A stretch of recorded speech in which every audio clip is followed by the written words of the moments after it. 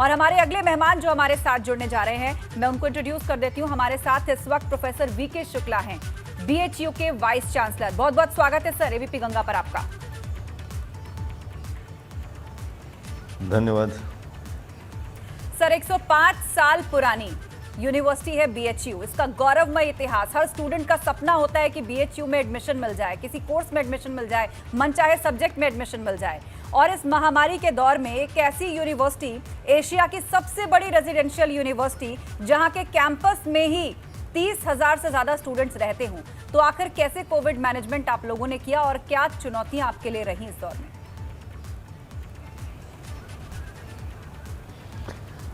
जैसा कि आपने कहा, कोविड काल में इस समय पूरा विश्व विषम परिस्थितियों से गुजर रहा है।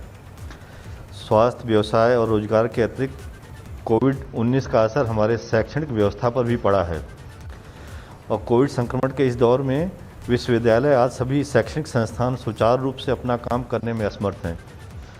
शैक्षणिक व्यवस्था एक ऐसी व्यवस्था है जिसे रोका नहीं जा सकता। हमारे पास तकनीकी संसाधन हैं जिसके माध्यम से हम शिक्षा व्यवस्था को चला सकते हैं। तो इस समय क्लासरूम टीचिंग संभव नहीं है, जैसा कि आप जानते हैं कोविड प्रोटोकॉल में।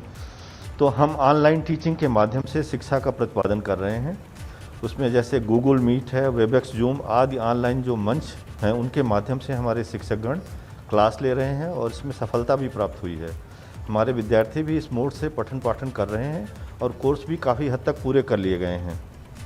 मैं ये मानता हूँ कि क्लासरूम टीचिंग का कोई विकल्प नहीं है, परंतु इन विषम परिस्थितियों में ऑनलाइन मोड में पढ़ाई ही एकमात्र व्यवस्था है जिससे शिक्षण का कार्य चल सकता है। इन विषम परिस्थितियों में ऑनलाइन पठन पाठन को और अधिक सुदृढ़ बनाने के लिए हमने कई और विशेष प्रयास भी किए हैं। हम स्वयं पोर्टल, स्वयं प्रभा चैनल और मॉड्यूल के माध्यम से भी अपने विद्यार्थियों को शिक्षा प्रदान कर रहे हैं। इसके अलावा हमारे शिक्षकगण अपने लेक्चर रिकॉर्ड करके विश्वविद्यालय के वेबसाइट पर तथा यूट्यूब पर अपलोड कर रहे हैं, जिससे हमारे विद्यार्थी कहीं से भी और कभी भी इसको एक्सेस कर सकते हैं।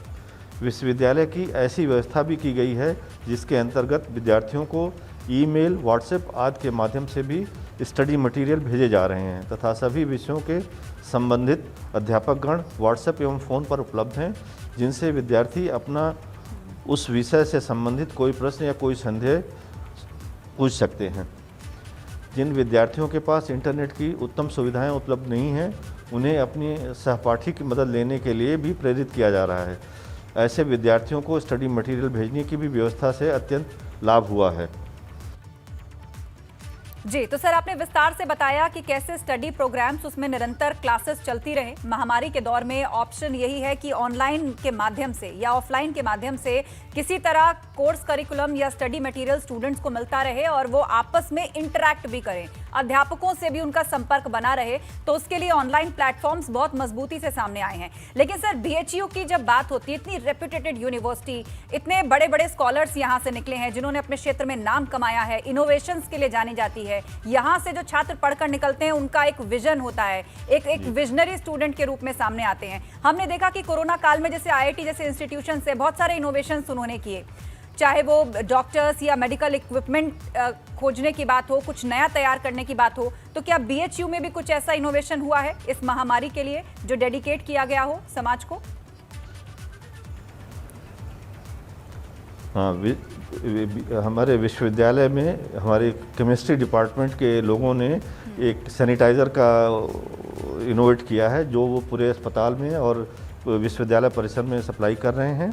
और हमारी मेडिकल फैकल्टी जो है वो रिसर्च में लगी हुई कोरोना के ट्रीटमेंट में, उसमें आयुष का भी रोल है, मॉडर्न मेडिसिन का भी रोल है और जॉइंट रोल भी इनका है। बिल्कुल सर, आपने बताया कि सैनिटाइजर स्पेशल यहाँ पर केमिस्ट्री लैब में लोगों ने बनाया है और उसको आपने इंटर डिस्ट्रीब्यूट भी किया है, बाहर भी डिस्ट्रीब्यूट किया है। लेकिन बहुत ही इंपॉर्टेंट बात आपने कही, रिसर्च की। आज के दौर में जब आयुर्वेद, एलोपैथ, होम्योपैथ इसको लेकर बहस चल रही है, तो मैं आपसे समझना चाहूंगी कि क्या किसी इंटीग्रेटेड मेडिसिन पर भी काम हो सकता है? क्या ये विजन बीएचयू के अंदर से निकल सकता है? क्योंकि हम सबका जो गोल है वो वेलनेस है, हेल्थ है, और हम देख रहे हैं कि आज सेकेंडरी इन्फेक्शंस, चाहे वो फंगल इन्फेक्शंस की बात हो, उससे भी लोगों की जान जा रही है। तो किसी ऐसे बड़े खतरे या बड़ी महामारी से निपटने के लिए किसी इंटीग्रेटेड मेडिसिन सिस्टम पर काम हो सकता है क्या? नहीं, काम हो सकता है और काम चल रहा है। हमारे आयुर्वेद और मॉडर्न मेडिसिन के लोग मिल के एक दवा का ट्रायल कर रहे हैं कोविड के मरीजों में, और मुझे उम्मीद है कि 6 महीने के अंदर कुछ हम आपको बताने में सफल होंगे। सर, बहुत ही उम्मीद और आशा भरी बात आपने कही है। मैं चाहूंगी कि 1-2 लाइन आप और विस्तार से बता दें कि किस दिशा में ये काम हो रहा है और मॉडर्न मेडिसिन और आयुर्वेद के किस कॉम्बिनेशन को लेकर आप एक्सपेरिमेंट कर रहे हैं। क्या ये कोरोना के लिए है या किसी और सेकेंडरी कंडीशन के लिए है? नहीं, ये मॉडर्न मेडिसिन को मिला के नहीं हो रही है, ये आयुर्वेदिक मेडिसिन की बात हम कर रहे हैं। जो मॉडर्न मेडिसिन के डॉक्टर और आयुर्वेद के डॉक्टर मिलके इसका ट्रायल कर रहे हैं कोविड के मरीजों में, उनमें ये देखने के लिए कि इस दवा के देने से क्या जो ये खतरा है इसको कम किया जा सकता है, इसको बचाया जा सकता है, ये आईसीयू की ज़रूरत को कम किया जा सकता है, इस पे चल रहा है, और इम्यूनिटी बढ़ाई जा सकती है क्या। DRDO की जो 2DG ड्रग है, क्या उसी तरीके के किसी फॉर्मूले पर काम हो रहा है BHU में? जी, चलिए, डिटेल्स आप अभी शेयर नहीं कर रहे हैं। वो जी। उस तरह का अभी कोई फार्मूला नहीं है। हाँ। जी जी जी। लेकिन एक अहम बात आपने कही कि आयुर्वेद या मैं की आपको ही एक चीज़ दिशा और में। बताना चाहूँगा। बिल्कुल सर, बिल्कुल। जी, मैं ये शेयर करना चाहता हूँ कि जैसा आप जानते हैं कि काफ़ी मानसिक परेशानियां भी हो रही हैं विद्यार्थियों को और मरीजों को। उस पे हमने एक कमेटी बनाई है, और वो कमेटी टेलीफोन के माध्यम से, व्हाट्सएप के माध्यम से, उनका नंबर भी शेयर किया गया है हमारे विद्यार्थियों से और लोगों से, कि किसी को अगर कभी ऐसी ज़रूरत पड़ती है तो उनसे अपना संवाद कर सकते हैं और निदान और इसका जो इलाज ले सकते हैं उनसे। तो सर, ये कम्युनिटी क्या केवल यूनिवर्सिटी उसके स्टूडेंट्स को ही ध्यान में रखकर है या फिर उसके अलावा भी कंसल्टिंग के लिए ये हेल्पलाइंस खुले हैं? नहीं, उसके अलावा भी फ़ोन नंबर्स हैं। किसी भी मरीज़ को, किसी भी को ज़रूरत है तो वो उनको उस नंबर पे कॉल करके वो सुविधा का लाभ ले सकते हैं। ये एक बहुत महत्वपूर्ण पॉइंट का आपने जिक्र किया, क्योंकि कोविड काल में हम सिर्फ जो फिजिकल बीमारी है उस पर बात कर रहे हैं, लेकिन इसके साथ साथ आइसोलेशन की वजह से जो लोगों को डिप्रेशन, एंजाइटी, स्ट्रेस या स्ट्रेन होता है, और कई बार तो लोग बहुत एक्सट्रीम पे कदम भी उठा लेते हैं, उस पर अभी उतना खुल करके बात नहीं हो रही है, क्योंकि डेथ रेट इतना ज़्यादा है। तो ये सारी जो मानसिक तनाव से जुड़ी हुई परेशानियां, उसको लोग खुलकर डिस्कस नहीं कर रहे हैं। लेकिन आप लोगों ने इसके लिए इनिशिएटिव लिया है, तो क्या इसमें भी स्टूडेंट्स इन्वॉल्व हैं, साइकोलॉजी डिपार्टमेंट के फैकल्टी, किस तरह कोऑर्डिनेशन से आप लोग इस काम को कर रहे हैं? इसमें हमारे यहाँ साइकेट्री डिपार्टमेंट मेडिकल कॉलेज से और साइकोलॉजी डिपार्टमेंट हमारी आर्ट्स फैकल्टी से ये लोग इन्वॉल्व हैं। इनके जो फैकल्टी के लोग हैं और जो पोस्ट डॉक रिसर्चर्स हैं वो सभी इन्वॉल्व हैं और वो सुविधा दे रहे हैं। साइकेट्री डिपार्टमेंट के रेजिडेंट डॉक्टर्स भी इन्वॉल्व हैं इसमें। जी, चलिए, ये एक खास इनिशिएटिव BHU की तरफ से लिया जा रहा है। लेकिन सर, एक बड़ी समस्या अब उन स्टूडेंट्स के लिए है जो 12th से पास आउट होकर आएंगे। अभी तक BHU में सिलेक्शन के लिए जो क्राइटेरिया था, बहुत ही मेधावी और अच्छे परफॉर्मर्स छात्रों को आप लोग एडमिशन देते थे, तो अब ये कैसे तय करेंगे? क्या उसके लिए कोई प्लान आपके पास है कि फर्स्ट ईयर में जो स्टूडेंट्स आएंगे उनका सिलेक्शन अब कैसे होगा? देखिए, अभी इस बार UGC ने हमको ये इन्फॉर्म किया था कि एक central university common entrance test होगा और वो नेशनल टेस्टिंग एजेंसी करेगी। लेकिन अभी इस महामारी को देखते हुए, जैसे कि CBSE का एग्ज़ाम कैंसिल हो गया, तो हम लोग विश्वविद्यालय अनुदान आयोग से ये उम्मीद कर रहे हैं कि वो हमको ये नोटिफाई करेंगे कि वो कर रहे हैं कि नहीं कर रहे हैं। अगर वो नहीं कर रहे हैं तो हमारे पास दूसरा ऑप्शन यही बचता है कि हम 12th की बोर्ड की मेरिट पे कुछ ऐसा फार्मूला डेवलप करें कि जिसके बेसिस पे हम मेरिट बना सकें और एडमिशन ले सकें। तो उस पर भी हम काम कर रहे हैं और हमने उसके लिए एक सोमवार को मीटिंग भी बुलाई है अपने कमेटी की और डीन डायरेक्टर्स की, कि ये कैसे किया जाए उसके बारे में चर्चा करेंगे। हालांकि ये मॉडल दिल्ली यूनिवर्सिटी में पहले से भी चला आ रहा है, तो उस पर भी हम विचार कर सकते हैं। बिल्कुल सर, लेकिन इसमें 12th क्लास के स्टूडेंट्स को एक इम्प्रूवमेंट का भी चांस देना चाह रही है सरकार, कि जो अपने एवरेज मार्क्स से संतुष्ट नहीं है तो वो पेपर में इम्प्रूवमेंट दे सकते हैं। तो ऐसे में यदि कॉलेज में एडमिशन पहले हो जाएगा और इम्प्रूवमेंट के मार्क्स का फायदा क्या उनको सिलेक्शन में मिल पाएगा यूनिवर्सिटीज में?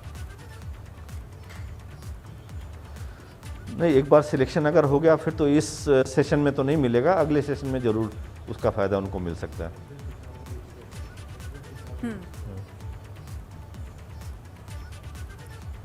जी सर, शिक्षा की हम बात कर रहे हैं तो हाल ही में नई शिक्षा नीति पूरे देश भर में लागू हुई है और उसको बहुत ज़्यादा स्टूडेंट ओरिएंटेड बनाया गया है। छात्र के इंटरेस्ट क्या है उस पर यह बाउंडेशन ना हो कि वो किस स्ट्रीम में जाएगा तो उन्हीं में से सब्जेक्ट चूज करेगा।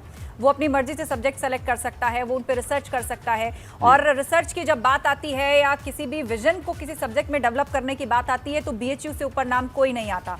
तो ऐसे में नई शिक्षा नीति अभी आई और हम एकदम से कोरोना महामारी में फंस गए, तो आपको क्या लगता है इसका क्या असर आप देख पा रहे हैं?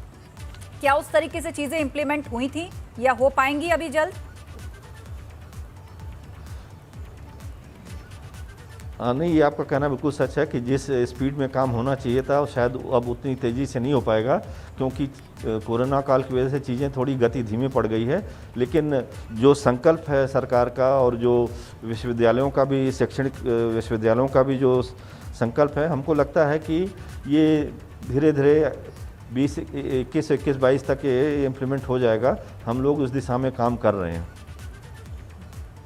सर, यहाँ का जो स्टूडेंट यूनियन है वो हमेशा चर्चाओं में रहता है, खबरें निकलती हैं, बनती हैं, लोग जानते हैं और एक दिलचस्पी रहती है कि यहाँ पर छात्र संघ क्या कर रहा है। हमने देखा दिल्ली यूनिवर्सिटी या जेएनयू में यहाँ से बहुत सारे ग्रुप बने, कोविड काल में उन्होंने अलग अलग तरह के इनिशिएटिव लिए, मदद की। तो बीएचयू में भी क्या ऐसा हुआ है? देखिए, हमारे यहाँ क्या हुआ कि अधिकतर लड़के जो है सब घर जा चुके हैं, क्योंकि लॉकडाउन हुआ था तो उनको ये ऑप्शन दिया गया था। तो इस समय हमारे जो मेजॉरिटी लड़के हैं वो तो हमारे जूनियर डॉक्टर्स हैं जो कि हॉस्पिटल में अपनी सेवा दे रहे हैं। कुछ लड़के जो हॉस्टल में हैं वो अपने लेवल पे काम कर रहे हैं। बिल्कुल, तो अपने लेवल पर सभी काम कर रहे हैं। जो साइकोलॉजी या साइकेट्री डिपार्टमेंट से जुड़े हुए लोग हैं, वो चाहे ऑनलाइन कंसल्टिंग की बात हो, मेडिकल कंसल्टिंग की बात हो, आयुष विभाग के लोग, आपने बताया कि 6 महीने में बीएचयू से कोई बड़ी खबर निकल सकती है, किसी आयुर्वेदिक फॉर्मूले पर आप काम कर रहे हैं। हालांकि पूरी बात का खुलासा नहीं किया और बड़ी खबर आप एबीपी गंगा के माध्यम से दे सकते थे कि क्या बड़ा ये बीएचयू करने जा रहा है, किस इम्यूनिटी बूस्टर की या किस आयुष दवा की आप लोग बात कर रहे हैं? नहीं, ऐसा कोई नया नहीं है ये, क्योंकि आयुष के थ्रू है तो आयुष की को इसकी जानकारी है, वो दवा है, उसका बस इफेक्ट देखना है कि जो हम सोच रहे हैं वो है कि नहीं है। ठीक है कि नहीं? सर, इससे पहले सेशन को खत्म करें, बस जाते जाते एक सवाल कि अब धीरे धीरे अनलॉकिंग की प्रक्रिया शुरू हो रही है, बहुत सारे जिलों में आंशिक छूट भी मिलना शुरू हो गई है, तो अब यूनिवर्सिटी भी क्या धीरे धीरे खुलेगी, उसके लिए क्या तैयारी आपकी है? फेजेस में अगर खोलना होगा तो उसके लिए क्या तैयारी चल रही है?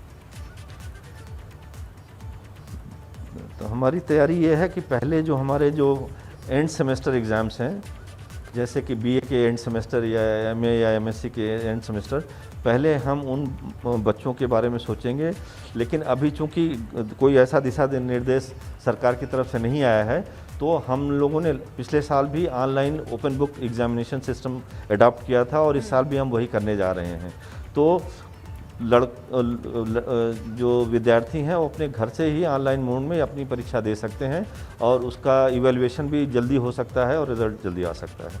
तो सर, क्या ये एक सारा बार वो जो ऑब्जेक्टिव हमारे एंड एग्जाम होगा? सेमेस्टर्स के हो जाएंगे फिर हम, यदि ऑनलाइन एग्जाम लेना पड़ा तो क्या सारा ऑब्जेक्टिव एग्जाम होगा? नहीं, ऑब्जेक्टिव नहीं है। नहीं, ऑब्जेक्टिव नहीं है वो, ऐसे टाइप भी हो सकता है, 60 क्वेश्चंस भी हो सकते हैं। They have to attempt and they have to upload that answer sheet, और फिर वो हमारे जो शिक्षक हैं वो एग्जामिनर्स वो उसको इवेल्युएट करके रिजल्ट देंगे।